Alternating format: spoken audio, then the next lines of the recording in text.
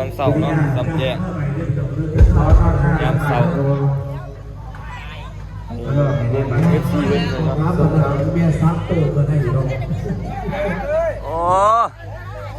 เบิร์ดครับวันนี้จะได้สิหนึ่งเขาท่านนี่วันนี้มาเขาซ้ำ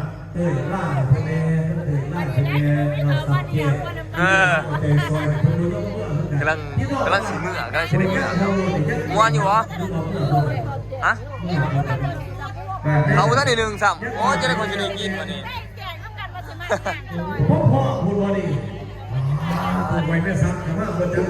อยู่ในบ้านนี่ป่ะแม่อยู่กับบ้านนี่ป่ะบ้านแต่ว่าคนต้องห้ามไปเราโอ้ยสิกำลังกลับบ้านแล้วเขาถึงก็เตยล่าทันทีเราก่อนด้านหลังเพราะว่าเขาสิไปไกลเลยตอนนี้FCกำลังเมื่อพร้อมหมอลำเลยพี่น้องสุริยาล่างนาแล้ว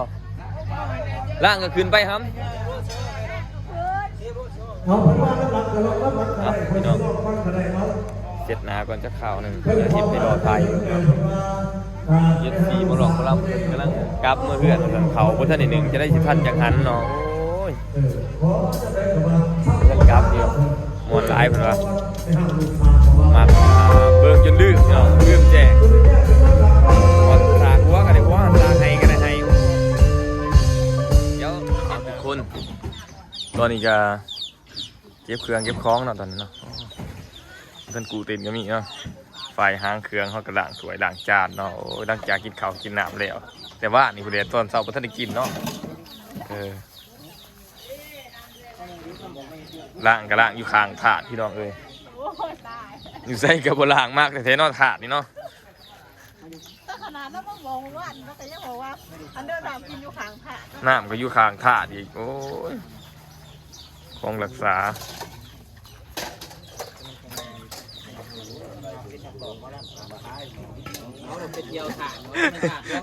เมื่อถาดมันจะได้กรอบเป็นไงบอกเขาว่าให้มันน้ำกินเขาว่าเอามาให้หมอหลอกมาน้ำกินก็เห็นว่าเอาอันไปไหวมองดีๆนี้เพิ่นว่าเอาไปไหวมองข้างถาดเห็นว่าอยู่กับถาดตลอดเนาะเห็นว่าเอาถาดเป็นของรักษาเนาะแล้วก็ไปเที่ยวจะเป็นถาดร่มบทนี้เขาเราเที่ยวถาดคู่มือเพื่อนเนี่ยเขากับเช่นถาดที่คู่มือด้วยกันเขาหมูเฮากับเที่ยวกันนั่นเลยเที่ยวถาดด้วยกันเนาะเช่นถาดมันถาดพรุ่มเลยมันถาดยังเกินอันนี้นี่โมเมนต์เขาบริเวณถาดนี่ล่ะเอิญยังตู้เย็นโอ้ยบ้านเจ้าเอิญคือกันบ่พี่น้องโอ้ตู้เย็นนี่ก็คือว่าเดี๋ยวมันเอาใส่เข้าไปอันนี้เขาบริสุทธิ์ไฟแบบว่าเขาอัดอันนี้ด้วยตู้เย็นอะไรก็ทงจังได้เฮาการไปการมาเฮาลองเบิ่งถามมึงดูฮะ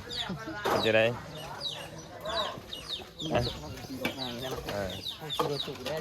คือสงสัยสิได้ขี่รถตู้เนาะเหมือนเนาะรถตู้แล้วมันจะสบายแอร์เย็นดีเปิดประทุน360องศาที่เฮาไปกินเฟอไปเบิ่งส่งเลยสิได้กินเฟอได้ปะกินเฟอป่ะครับกินเฟอป่ะเบาขึ้นมึงเลยกูเบิ่งสภาพการเลยเต็ม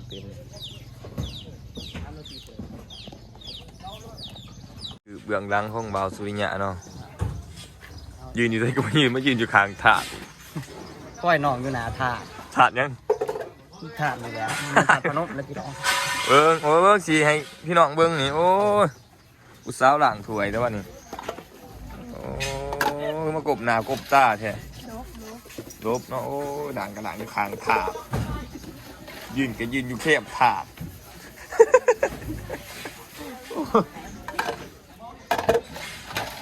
เลยพอเอาสมาร์ทเป็นลูกไผ่เด้อสาวเล่านั่นนี่คือสาวเล่าเนาะพี่น้องสาวเล่านี่โอ้ยถือว่างามร้ายเนาะ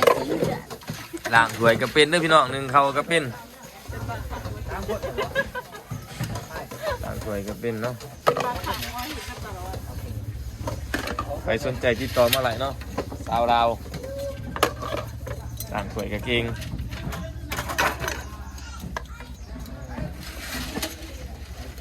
เอาเราเบา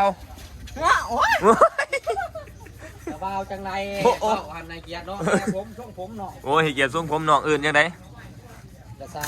สาวเนาะโอ้เอาล่างถวยละสาวนี่ละสาวเล่ากันเด้อพี่น้องเด้อ โสดบ่ โสดบ่ โสดเด้อโสดโสดอยู่บ่ โสดอยู่บ่ โสดก็มาเบาคอยได้กี่ดอก เอ้าเล่นได้บ่นี่ ก็ขนาดเนี่ย ตอนนี้กำลังสีเก็บเครื่องขึ้นพี่น้องพี่ผู้ใดเมื่อไหร่นี่ครับ 2คนมันจริงๆก็อีกฝั่ง มันบ่ขับเหรอ มันสิขับจังไร โอเคเนาะตอนนี้เขากำลังสีเก็บเครื่องขึ้นรถเนาะมื้อนี้บ่ได้ขี่รถตู้มื้อนี้พี่น้องบ่ได้สิได้ขี่รถตู้มื้อนี้ขี่รถน้อยเนาะ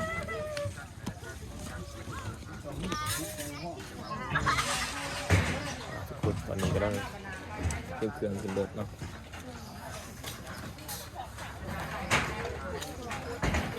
จะบ่ขี่รถตู้เหรอ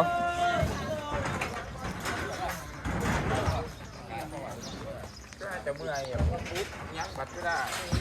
โมบอกพี่ทูจะนั่งก็หายคู่กันนี่ก็ต้องพูดกันแต่ ดัง ดัง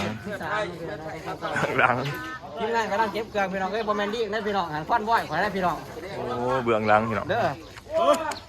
บ่แม่นดีเด้อพี่น้อง หลัง ควันบ่อยเด้อพี่น้องเด้อท่านกำลังสิเอาไปให้โลกกิน เกียร์ตื่นกันเนี่ยเกียร์ตื่นโอ้บ่ถอดเดี๋ยวว่าวิกผมหันบ่ถอดเดี๋ยวบ่ โอ้ยผู้ที่แทนกรุ๊ปเลยมากินขนมจะเลิกแต่เช้าแท้นี่ก็สาวดาวกันได้นี่สาวดาวเลยนี่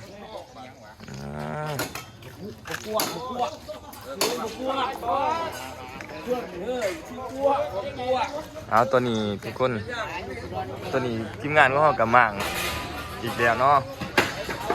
เพื่อจะไปทำการแสดงงานใหม่เนาะตอนนี้อยู่ที่บ้านหน้าฟังเนาะเซกินอยู่หน้าฟังมื้อแรกนี่อยู่บ้านท่าขอเมืองโคกเนาะมื้อแรกนี่ทีมงานเขากำลังหมางออกเนาะ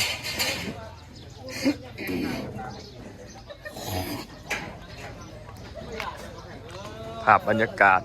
เหมือนคืนนี้โอ้นี่ไม่อีหยังนี่ เก็บตะเกียบ เป็นคนบ่อยน้องเขาอีกวะนี่ แม่น โอ้เฮ็ดเวียงนี้ไม่ตะเวียนแน่จ้ะนี่กินหัวอย่างเดียวเลื่อนกับกว้างเติมพี่น้องแต่ว่าFC มาหลายคืนนี้ก็เลยมันก็เลยบ่มีบนหนังเนาะ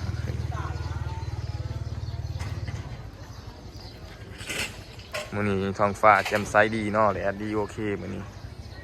จะได้มื้อนี้ฝนตกเนาะถือว่ามื้อนี้ถือว่าตอนนี้เฮาก็ขึ้นรถไปที่ห้อยเนาะมื้อนี้พิเศษบ่ได้ขี่รถตู้เนาะขี่รถกระบะมื้อนี้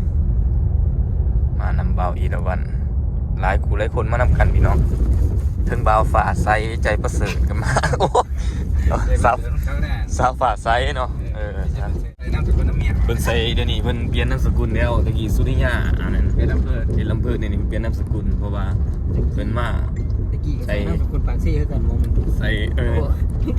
เพิ่นมาใส่นามสกุลเนาะมีเจอเนาะเมียเพิ่นเนาะมีเจอปากซี่เอาคลิปนี้ก็